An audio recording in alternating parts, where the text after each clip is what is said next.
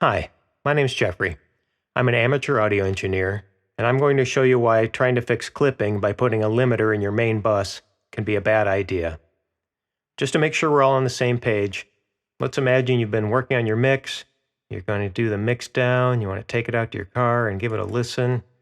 So you pull it up here, everything looks good, MP3 file, okay, and then, oh no, you get this clipping message. Signal is 2.3 dB over. Now what do I do? So you post the question online, and invariably one of the responses you'll get back is, just put a limiter in the main bus. Well, if your mix is fairly even, that's probably okay, but if you're a beginner, it can cause as many problems as it solves. Let me show you what I'm talking about. Okay, here we have two tone generators, one at 440 Hz and another one a couple octaves lower at 110. Then in the main bus, we have our limiter and the spectrometer so we can see what's going on. Now when we turn these on, you can hear and see both tones down here in the spectrometer. Now I'm going to start bringing up the 110 Hz tone, a little louder. Okay, you can see the limiter starting to kick in. Now I'll keep bringing that up, and I want you to watch and listen to the 440 Hz tone. You see what's happening? The more I bring up 110 Hz, the further down the 440 Hz tone goes. And if I crank it really up here, 440 pretty much disappears. Now, that's a ridiculously high level, and you'd never do that, but this is to make a point that the limiter doesn't care where the energy is coming from. It clamps down on everything. So what should you do to try to fix clipping? The first thing that you can try is just to lower the main volume a little bit. So we were 2.3 dB over, you could drop it down 2.5 or maybe 3 dB, whatever works. Or if you're from the school of never touch the main fader, you could always take the mix tool and drop that into the main bus. Same idea, just drop it down a couple dB, whatever you need. That'll also work. The next option is to revisit your static mix. And sometimes when you ask this question about how to fix clipping, someone will say, well, just go in, select all your channels, and bring down the trim a little bit. Well, you can do that, but if you have compressors in here, then you'll also have to adjust the thresholds on those. So to my mind, it just makes more sense to clear everything out and start fresh, bring the static mix down to a lower level, and then begin mixing again, and be careful as you add in the plugins not to increase the volume. Before you go and redo your static mix, you may want to watch a video by Joe Gilder called Full Mix in 30 Minutes, where he spends the bulk of the time getting organized and getting the static mix set up. Take special note about 4 minutes 9 seconds in, where he organizes a bunch of channels into a folder bus. And then at about somewhere around 7 minutes, and I'll put links in the description, he also shows how if you have a loud spot in one of your tracks, how you can clip that out and lower the volume just on that section.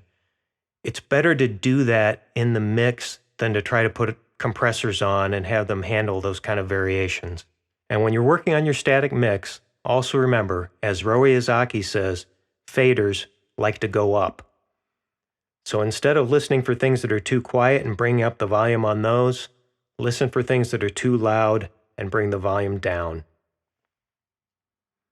All right, third thing to try. And this might not fix the clipping, but it'll help and make your mix better. This is a problem I had when I started out. I didn't appreciate subharmonics and how they can build up in the lower frequencies like a snowdrift. Now, like I said, again, this might not fix the clipping, but paying attention to this will give you a better mix. Okay, here I have a few guitar and bass loops from Studio One and a kick just for good measure. Let's go ahead and listen to these. And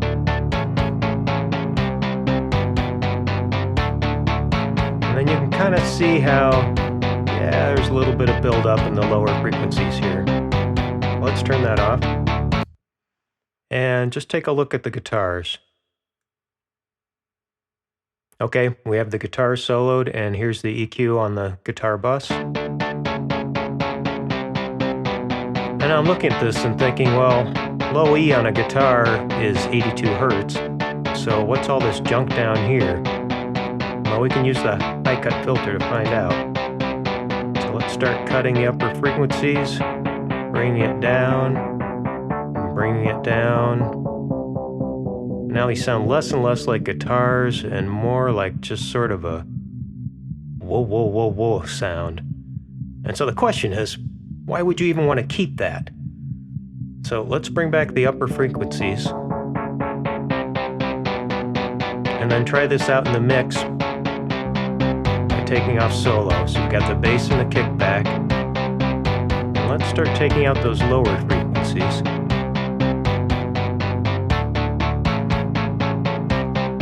And you notice as I bring this up, you don't really miss it so much on the guitars, and you can start to hear the bass and kick a bit clearer. Okay, but with that, I don't want you to start thinking this is a jigsaw puzzle and you can just do the opposite thing on the bass. So let's bring up the bass. Okay, now we've got the bass soloed and the EQ for the bass. Let's give it a listen. And let's start cutting the low frequencies. Let's see what we're left with. Well, it's starting to lose some of its warmth and some of its punch, but it still sounds like a bass. And the simple fact of the matter is, you want these higher frequencies to come through on the bass for people who have systems that can't reproduce, say, anything below 100 Hertz. It's one of those psychoacoustic things that our minds fill in those lower frequencies for us. But it's better to have them than not have them, so let's bring them back. And let's put a little boost up here on some of the upper frequencies. Bring that out a little. Okay, let's bring it back into the mix. Take a look at the guitars again. Let's notch out that same spot for the bass. And I think I've got one set up for the kick as well. Okay, sounds better. Let's take a look at the clipping. Well, we're still clipping. Let's take a look then. I think I can lower the kick a little bit. Bring that down. And probably the bass too.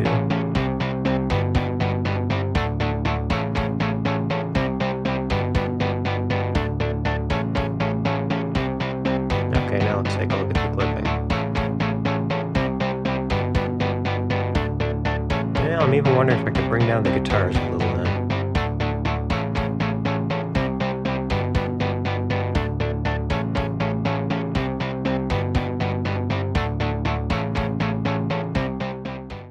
Okay, that sounded better. And granted, it's a rough mix. If I were doing this for real, I'd go through a few more cycles, just one or two. And yeah, you may be saying, well, hey, Jeffrey, you just turned down the volumes. You could have done that to begin with. Well, the whole point is, by notching out some spaces for the various instruments, you'll get a more balanced and better mix. So remember, the things to try when clipping. Number one, just try bringing the main fader down a little bit. Number two, kind of start over by revisiting your static mix. And number three, you should probably just do anyway. Look for those subharmonics that don't add any musical value and cut them out. And you'll end up much happier with your final result. This is Jeffrey. Until next time, happy mixing, my friends.